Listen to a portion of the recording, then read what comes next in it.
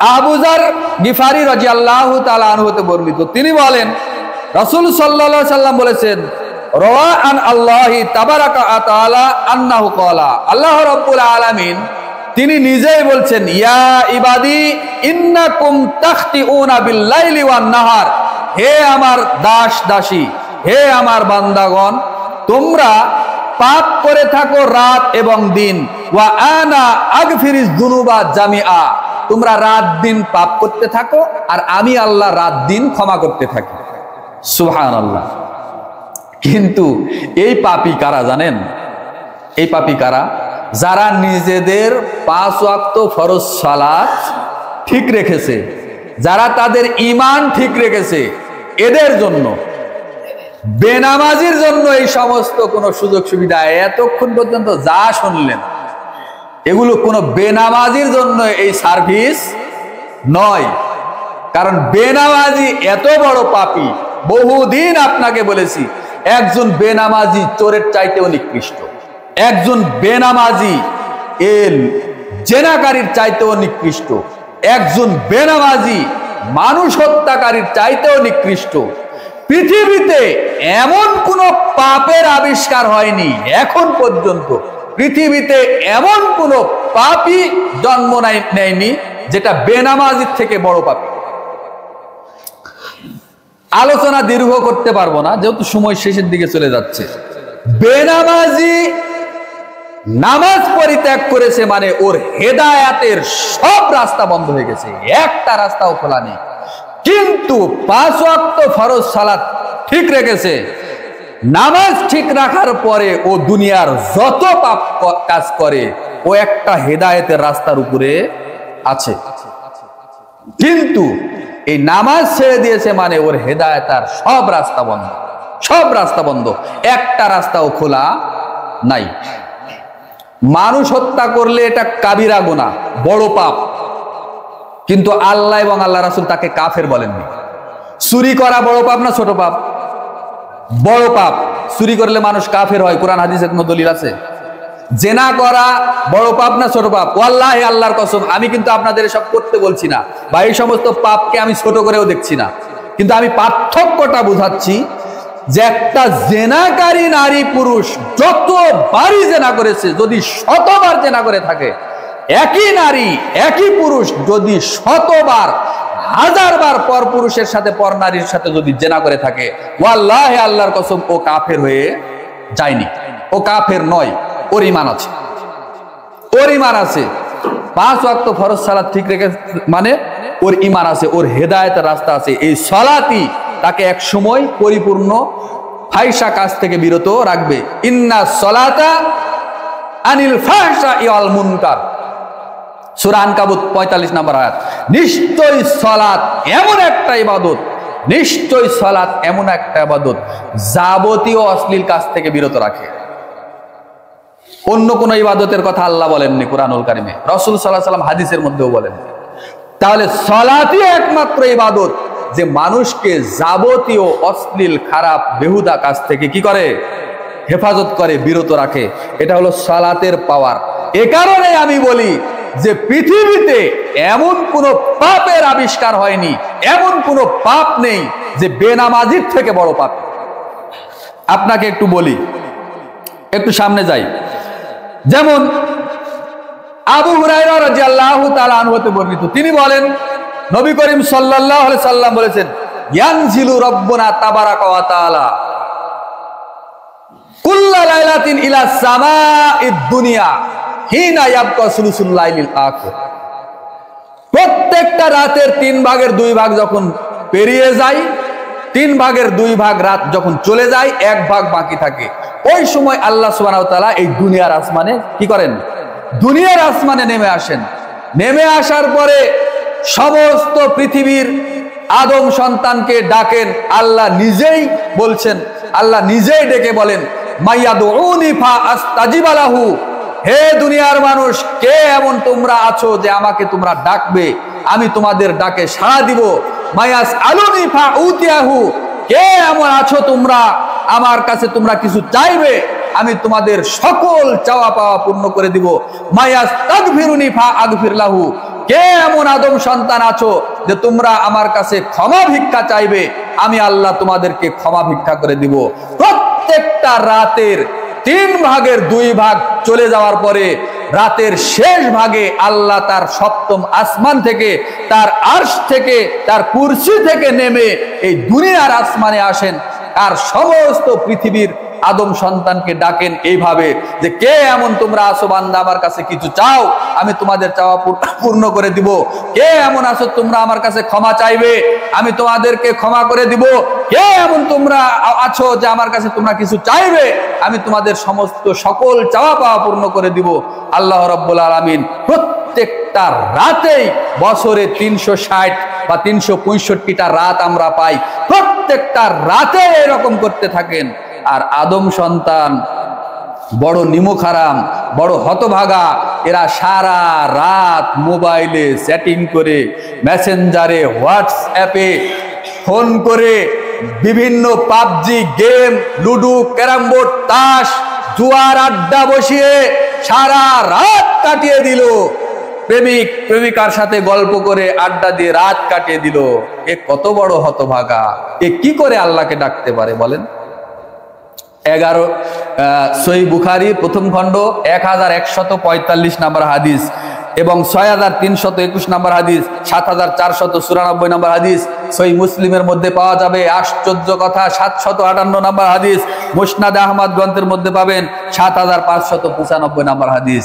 আল্লাহ সুবহানাহু ওয়া তাআলা কিভাবে প্রতীক্ষমান আছেন আপনাকে আমাকে ক্ষমা করার জন্য, কিন্তু আপনি আমি তো বড়ই উদাসীন। কথাটা বলতে চাচ্ছিলাম না, গল্প করা তেমন একটা আমারও অভ্যাসও নেই, পছন্দও নয়, তবু আপনাকে একটু বলি, বর্তমান বাংলাদেশের বা সারা পৃথিবীর যুবক যুবতীদের, ইয়াং জেনারেশন যারা আছে তাদের অবস্থা একটু বলি। সেটা হলো এই যে রাতের বেলা, এই লোকটাকে একটু জাগান তো, জি,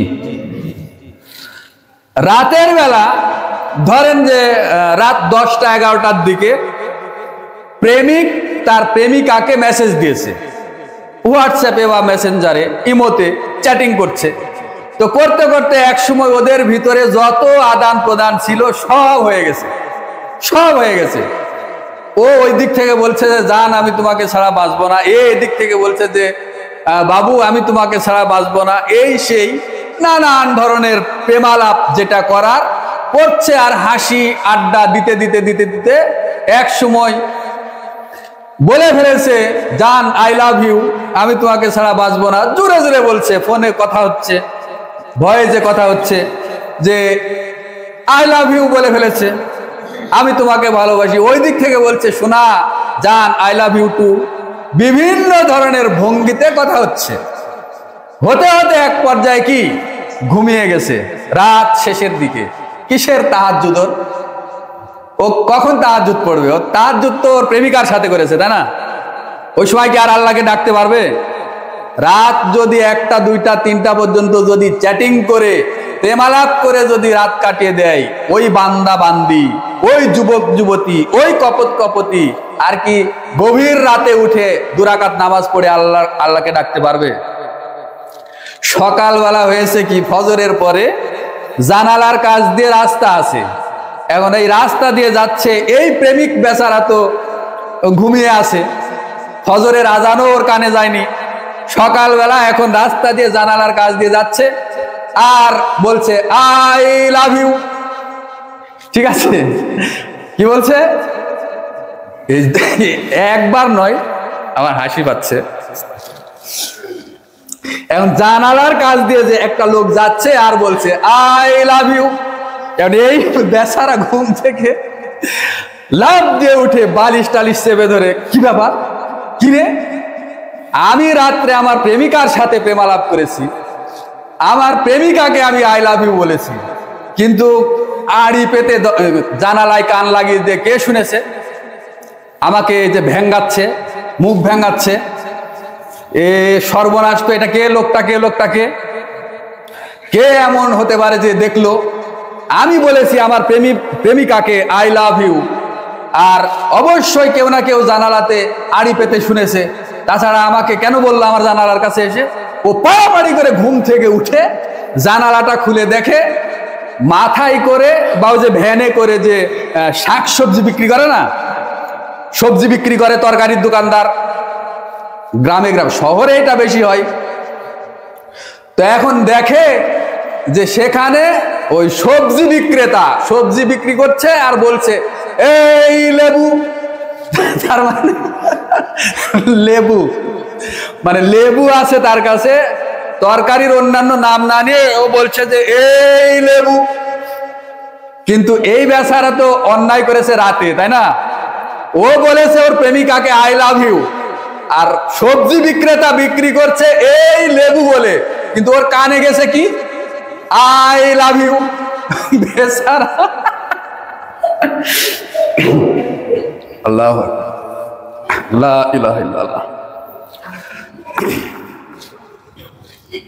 তো এইটা হলো আমাদের বর্তমান ইয়াং জেনারেশন, তাই না? হাই স্কুল, কলেজ, বিশ্ববিদ্যালয়ের কথা বাদই দিলাম, প্রত্যেকটা হাই স্কুল কলেজের ছেলে মেয়েদেরকে সহশিক্ষা একেবারে পাশাপাশি এমন ভাবে মানে বিদ্যা শিক্ষা দেওয়া হচ্ছে যে শিক্ষকরা কখনো কোনো ছেলে মেয়েকে যাদের রিলেশন চলে এদেরকে বাধা দেওয়ার ক্ষমতা তারা রাখে না, কেননা গভর্নমেন্ট তাদেরকে এই সুযোগ সুবিধা দিয়েছে। আর এই যে বললাম অ্যান্ড্রয়েড মোবাইল ডিভাইস, আবার রেজাল্ট যাদের ভালো তাদেরকে আবার দিয়েছে বাধ্যতামূলক যে তোমরা এগুলো করো, ইচ্ছে মতো করো, কোনো সমস্যা নেই, ঠিক আছে না? আল্লাহ সুবহানাহু ওয়া তাআলা আমাদের হেফাজত করুন।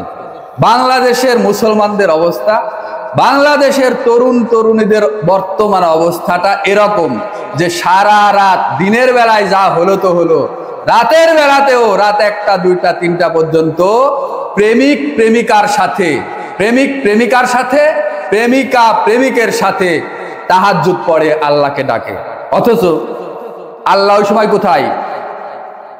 কথা বলেন, আল্লাহ ওই সময় কোথায়? সপ্তম আসমানের নিচে, এই দুনিয়ার প্রথম আসমানে। তা আমি যদি আপনাকে এখন প্রশ্ন করি যে ভাই, হে আমার মুসলিম বোন, হে আমার মা, হে আমার খালা, হে আমার ফুফু, হে চাচা, হে ভাই, আপনি আমাকে বলেন আজকে জুমার দিন ফজরের নামাজ, ফজরের নামাজের আগে 2 রাকাত তাহাজ্জুদের নামাজ পড়েছেন কে উঠে? এমন কয়জন বান্দা আছেন এই কাপ? বলেন দেখি, হাত তুলেন না, অন্যান্যরা লজ্জা পাবে। কয়জন আছেন এরকম? 5 জন 10 জন? ফজরের নামাজ মসজিদে এসে জামাতে আদায় করেছেন এরকম কয়জন আছেন? কোন রকম বক্তব্যে তাসির ঘটে না, বক্তব্যে তাসির ঘটে না আপনাদের, এটাই যে মনে করেছেন যে আপনাদের মরতে হবে, মনে করেছেন যে আল্লাহর কাছে জবাব দিতে হবে, মনে করেছেন যে আপনি মরবেন না। গতকালকেই ভবানীগঞ্জের বিশিষ্ট ব্যবসায়ী এবং একজন জাতীয় পার্টির একজন এমপি ছিলেন, যিনি সংসদ ভবনেও গিয়েছেন, সবাই জানেন, আবু তালেব আঙ্কেল। পরশুদিন আমার অফিসে গিয়ে অনেকক্ষণ কথা বললেন, গল্প করলেন, শেষ কথাটা আমার অফিসেই হয়েছিল তার সাথে। তো আর মানে কয়েক ঘন্টা পরেই, 2 দিন মানে পূর্ণ 48 ঘন্টাও হয়নি, তার আগেই আমি ঘুম থেকে উঠার আগে আমার কানে খবর চলে আসলো, মানে খাটে থাকা অবস্থায়, যে তালেব আঙ্কেল আর দুনিয়াতে নেই, চলে গেছে। অথচ তার টাকা পয়সার কি অভাব ছিল? মান সম্মানের কোনো অভাব ছিল? কত সম্মানী ব্যক্তি, এত বড় মাপের মানুষ। আলহামদুলিল্লাহ জানাজাতেও গিয়েছিলাম, আপনারাও হয়তো অনেকেই গেছেন। হাজার হাজার মানুষ তার জানাজায় উপস্থিত হয়েছিল। হাই স্কুল মাঠ একেবারে কানায় কানায় পরিপূর্ণ। হে মা, হে বোন, হে খালা, ফুফু, হে ভাই, আপনাদের আমি জান প্রাণ দিয়ে, মন প্রাণ দিয়ে ভালোবাসি।